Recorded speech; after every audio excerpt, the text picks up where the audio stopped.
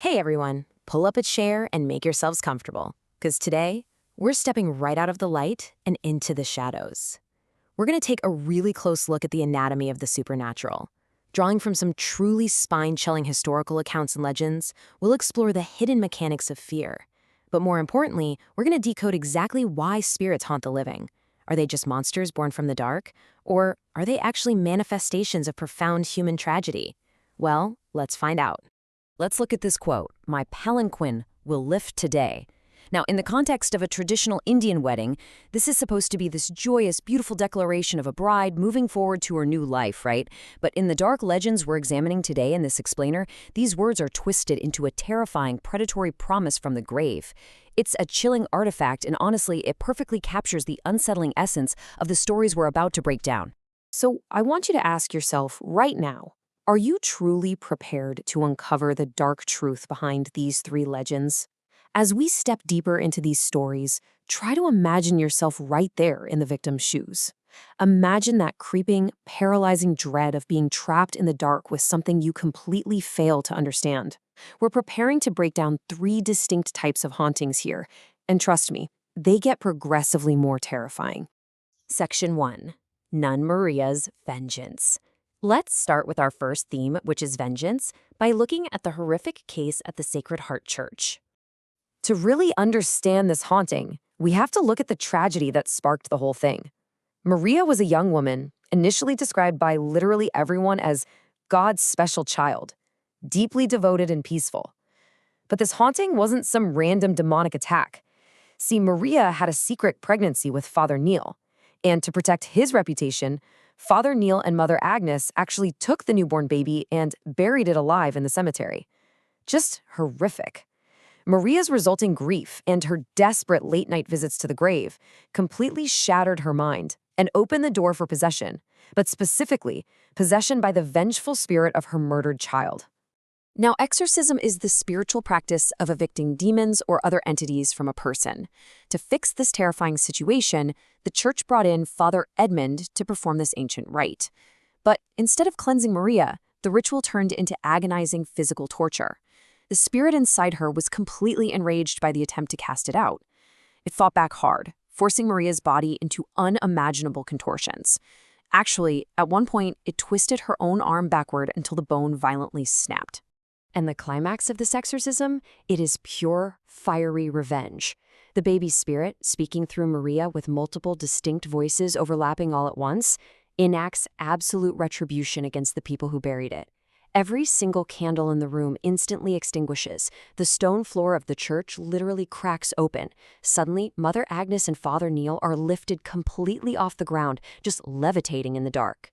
The extinguished candles fly through the air like daggers, striking them and setting them ablaze. They spontaneously combust, suspended right there in midair. It's a haunting born entirely out of extreme betrayal.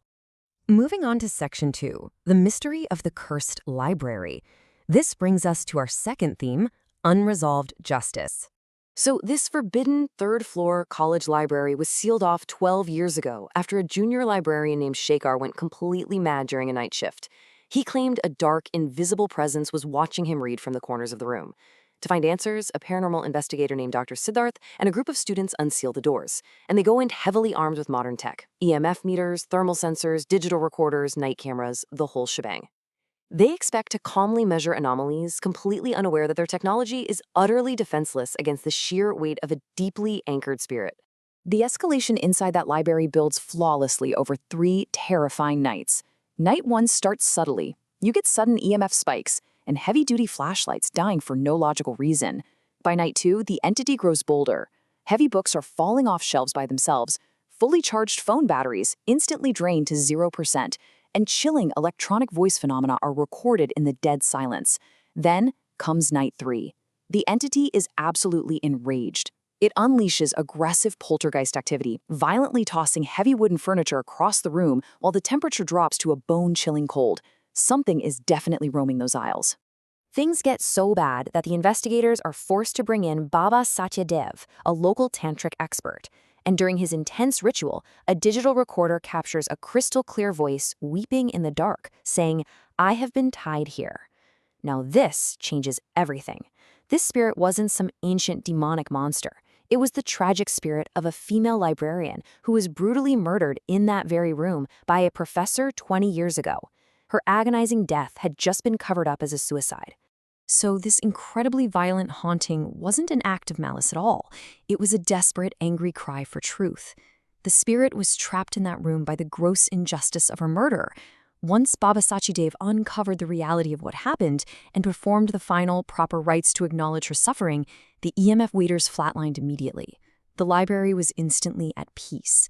The terror completely vanished, all because a decades-long demand for justice had finally been met.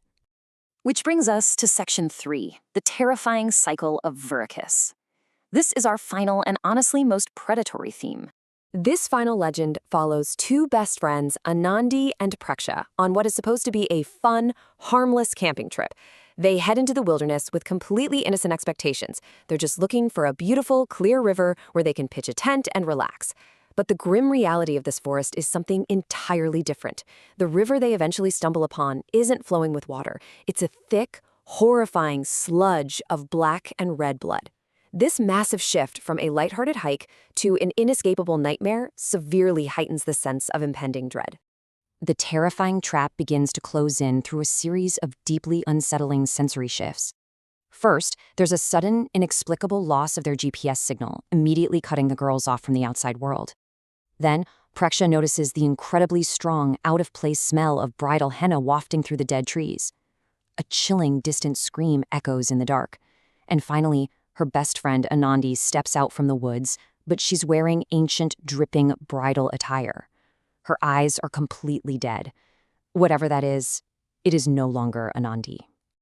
This brings us to the tragic yet horrifying lore of the Varikas. This is the legend of a bridal ghost. Centuries ago, a young woman's wedding procession tragically fell into a ditch, violently ending her life and ruining what was supposed to be the most important day she would ever have. Now, she's anchored to that exact spot in the woods by a twisted, supernatural desire. She endlessly drowns young women in that sludgy river, hoarding their souls in the dark so they can serve as eternal bridesmaids for a wedding that will never, ever happen. You see, this isn't just a haunting you stumble into by accident. The most terrifying aspect of this legend is that it operates as an ongoing, highly effective predatory cycle. There's a bait, a trap, and an execution. The local fruit vendor actually acts as the bait, intentionally giving lost tourists directions to the cursed forest path. That path is the trap, funneling victims straight to the river of blood for the execution. It's a never-ending loop. In fact, the very next morning, that same vendor sends two brand new girls down that exact same path. And finally, Section 4, the unfinished truths of spirits. So what ties all these unfinished truths together? Why do spirits really haunt us? Hauntings are rarely just random acts of chaotic evil. They're deeply anchored in unresolved human trauma and extreme, agonizing emotion. Maria's baby sought ultimate, fiery vengeance for a profound betrayal by the very people meant to protect it.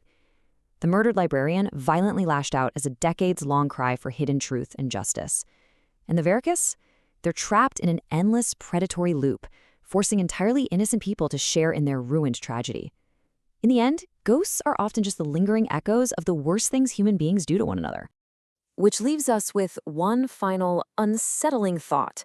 We've seen how innocent curiosity doomed the students in the dark library, and how simply asking a stranger for directions doomed Anandi and Preksha. So I have to ask you, if you were lost and you found an empty, quiet path leading into the deep woods, would you still take it?